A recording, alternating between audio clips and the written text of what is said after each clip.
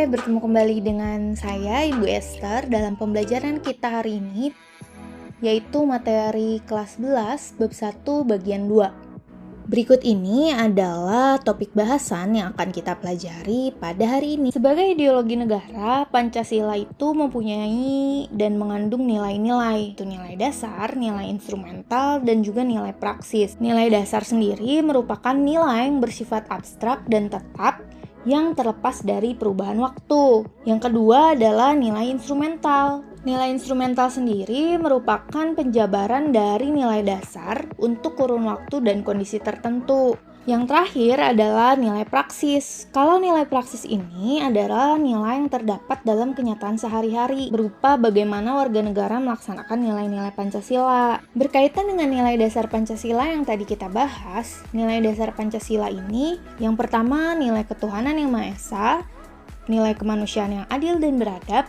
nilai persatuan Indonesia, nilai kerakyatan yang dipimpin oleh hikmat kebijaksanaan dalam permusyawaratan perwakilan, serta nilai keadilan sosial bagi seluruh rakyat Indonesia. Sekarang kita akan melihat bagaimana sih hak dan kewajiban asasi manusia dilihat dari nilai dasar Pancasila. Dari sila pertama, yaitu ketuhanan yang Maha Esa, sila ini menjamin hak kemerdekaan untuk memeluk agama, melaksanakan ibadah, dan kewajiban untuk menghormati perbedaan agama.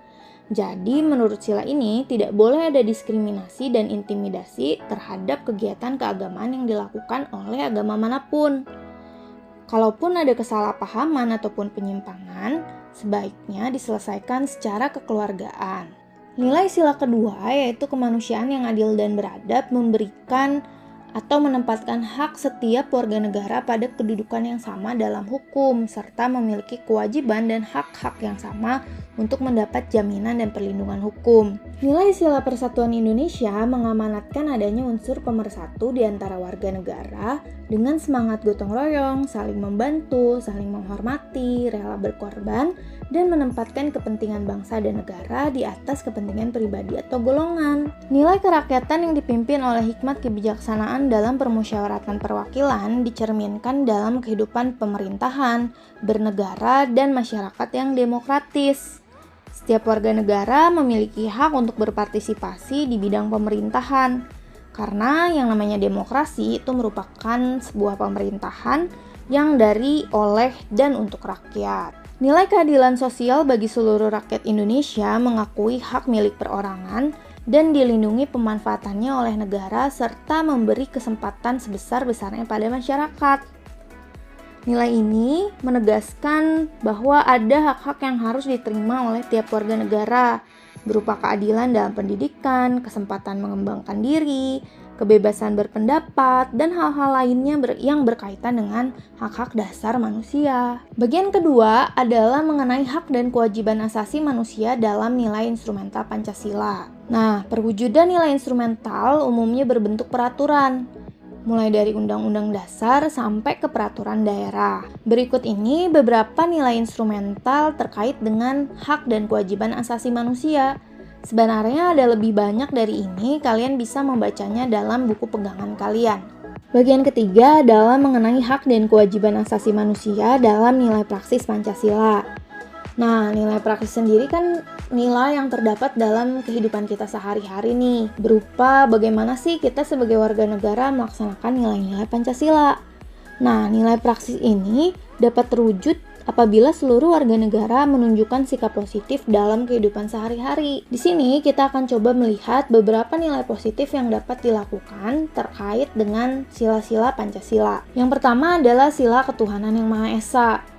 Nah, wujud atau nilai praksis yang bisa kita lakukan dalam kehidupan kita sehari-hari bisa dimulai dari hormat, menghormati, dan bekerja sama antar umat beragama sehingga terbina kerukunan hidup. Kemudian kita juga bisa saling menghormati kebebasan beribadah sesuai agama dan kepercayaannya, serta tidak memaksakan suatu agama dan kepercayaan kepada orang lain.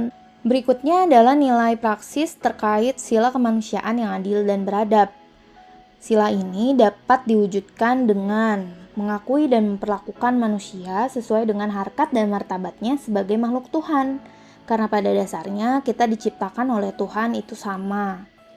Kemudian yang kedua, kita bisa juga mengakui persamaan derajat, persamaan hak, dan kewajiban asasi setiap manusia dengan tidak membeda-bedakan suku, membeda-bedakan agama, kepercayaan, jenis kelamin, kedudukan sosial, dan sebagainya. Kita juga bisa menjunjung tinggi nilai-nilai kemanusiaan, mengembangkan sikap saling mencintai sesama manusia, dan lain sebagainya. Pada sila ketiga, nilai praksis yang dapat dilakukan adalah menempatkan persatuan dan kesatuan, kepentingan dan keselamatan bangsa serta negara di atas kepentingan pribadi atau golongan. Kemudian, bisa juga nih dengan bangga sebagai bangsa Indonesia dan bertanah air Indonesia. Kemudian bisa juga dengan mencintai tanah air dan bangsa kita. Sila kerakyatan yang dipimpin oleh hikmat kebijaksanaan dalam permusyawaratan perwakilan. Nilai praksis yang bisa diwujudkan itu adalah tidak memaksakan kehendak kepada orang lain.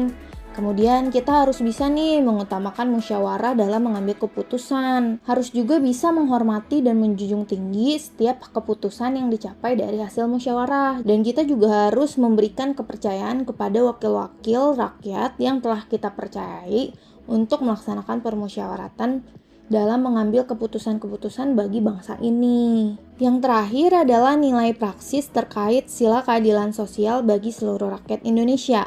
Nah, pada sila ini, nilai-nilai praksis yang dapat dilakukan bisa dengan mengembangkan perbuatan yang mencerminkan sikap dan suasana kekeluargaan serta kegotong royongan. Kemudian kita bisa juga bersikap adil terhadap sesama. Kita juga harus bisa menjaga keseimbangan antara hak dan kewajiban kita, dan hal-hal lain yang terkait dengan keadilan sosial. Nah, demikian penjelasan yang dapat saya berikan. Semoga video ini dapat membantu kalian. Sampai jumpa di video selanjutnya.